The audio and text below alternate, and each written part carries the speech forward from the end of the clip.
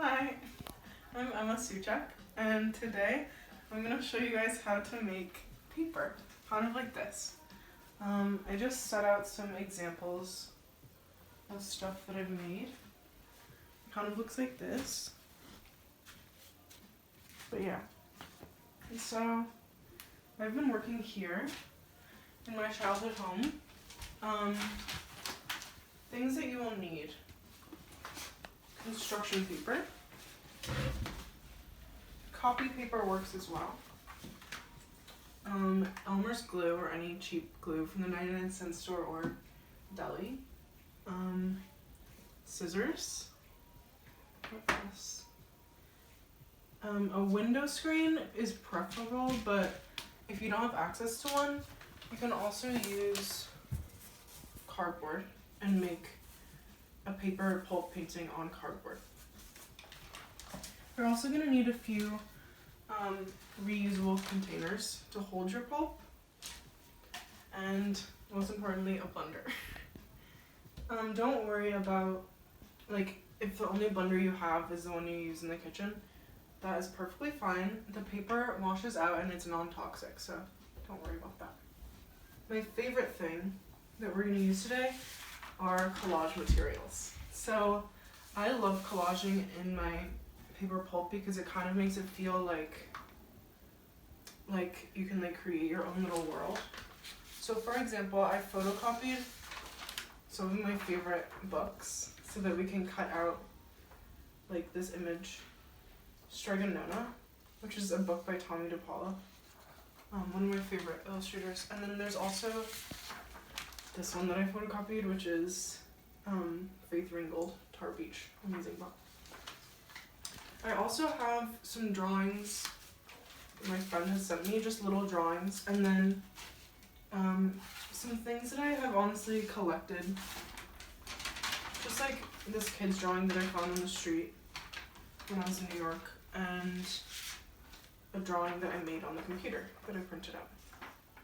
If you don't have access to a printer or anything like that, you can even use pages from newspaper, just to sort of create an idea about what the piece is going to be about. So let's get started. Okay, first things first, I guess we'll start with cutting out images that we want in our paper pieces.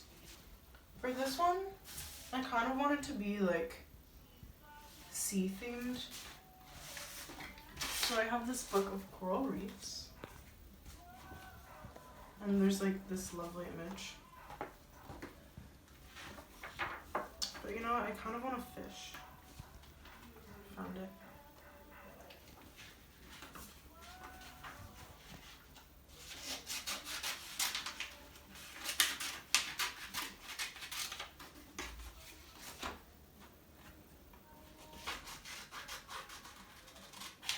And when you're cutting, don't worry too much about getting it perfect, because the nice thing about paper pulp is that when you are applying it to your piece, you can sort of go around the edges and correct your mistakes.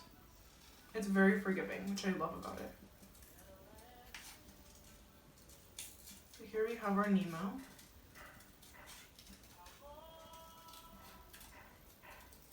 Okay. So we're going to place him on our screen, or let's see if we can do the cardboard one over here. I think it's better. Or cardboard. So next, because this one is going, actually I'm going to have this one here and this one here. Since this one's going on cardboard, we're just going to glue down the fish so that it stays.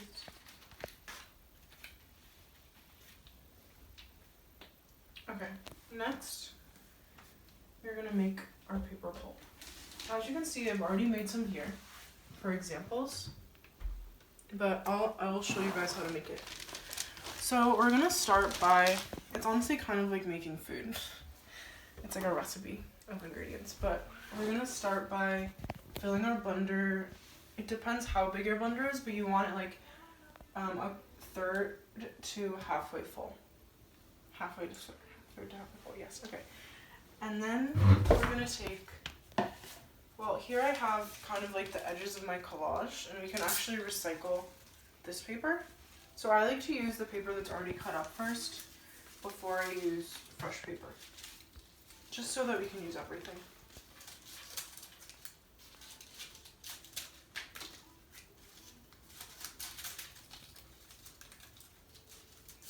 It's also really helpful for the cleanup process if you use any like butcher paper or newspaper to sort of spread around your area so that, you know, when you're all done you can kind of pick it up, because it does get kind of messy. So I think I'm gonna make a green.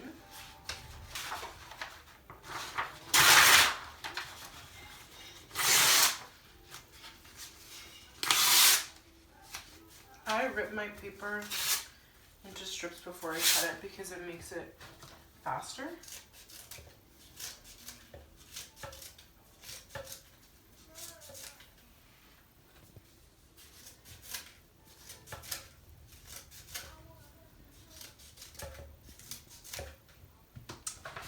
Maybe a blue-green would be nice.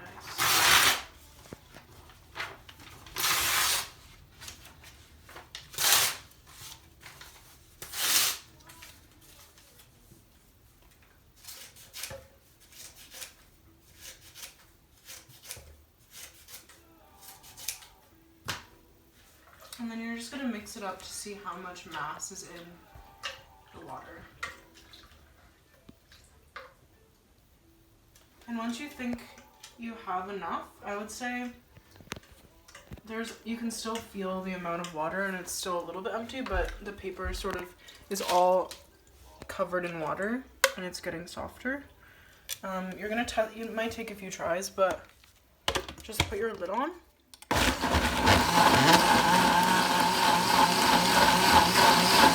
We want it just at the consistency of like, kind of like oatmeal.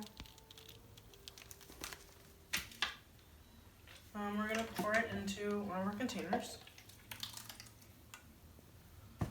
And now that we have like 5 different colors, we can create our image.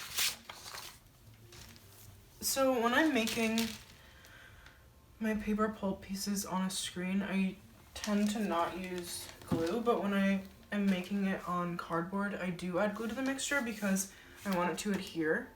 Here, the purpose of using a screen is so that the water can drain through, and then once it's dry, you can run your hand underneath the screen and sort of pop the paper off. You'll be surprised by how sturdy it is.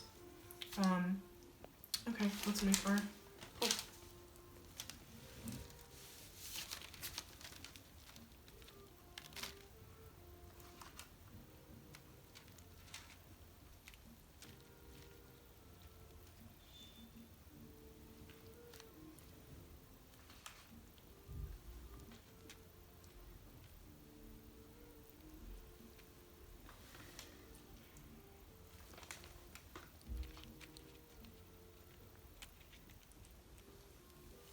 I think I'm going to divide this into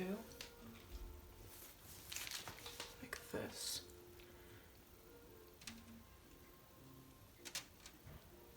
You can really do any design that you want though, which is something that I love about this. And if you make a design that you don't like, you can always take it away because the drying time takes about a day.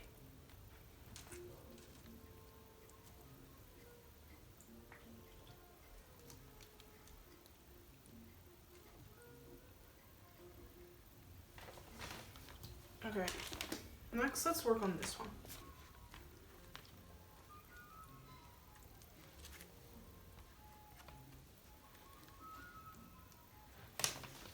And it depends how you like it, but I like to press mine down and it'll get flatter and it looks sort of more accurate to what it will look like after it dries. I'm using cardboard because, you know, there's a lot of excess cardboard in the house, but you can really use any material as a background as long as it's sturdier than the paper pulp. Cardboard also absorbs water pretty nicely and dries. Usually when I'm in my studio in New York, I work on canvas. But since I'm not there, really any material that will absorb the water and dry works well.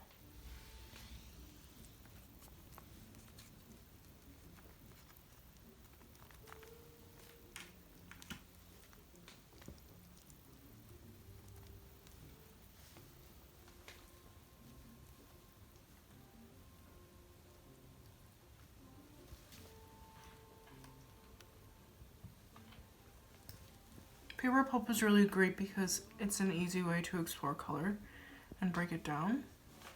Like, one of these reds that I made is sort of broken up with more yellow.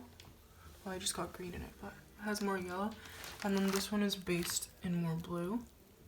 And I really like having the two next to one another because like they're similar but different at the same time, which I love.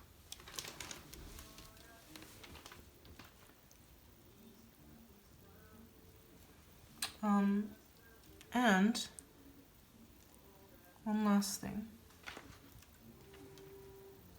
If you forget a piece of collage that you wanted, you can just add it right into the pulp.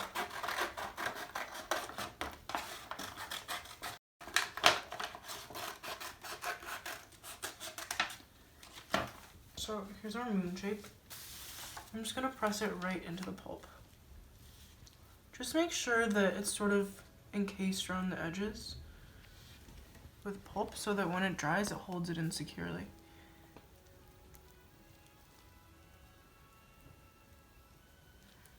Okay, so I'm just gonna finish making these, but